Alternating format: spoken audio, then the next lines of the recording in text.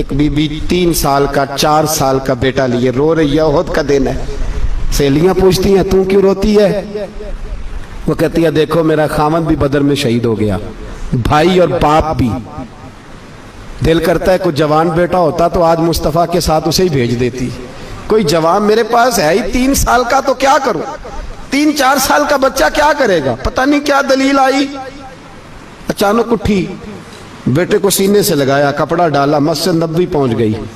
حضرت بلال کہتے ہیں مجھے ملی، کہنے لگی بلال مجھے پتہ ہے حضور تیاری کرا رہے ہیں جنگ کی، پر 2 منٹ اگر میری ملاقات ہو جائے۔ بلال حبشی کہنے لگے حضور ہم ایک بی بی ضد کر رہی ہے۔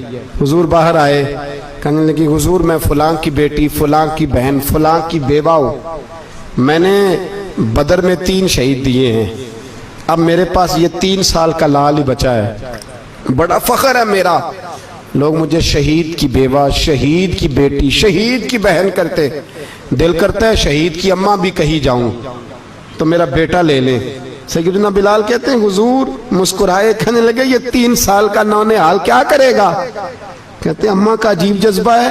کہنے لگی محبوبہ سنا ہے اسلحہ بھی تھوڑا ہی ہے، ڈھالیں زیادہ کوئی نہیں، میرا بیٹا ساتھ رکھ لیں، جب آپ کی طرف کوئی تیر آیا نا تو میرا بیٹا ڈھال کے اس کو ڈھال بنا کے آگے کر دینا۔ محبوبہ ڈھال تو بانی سکتا ہے نا۔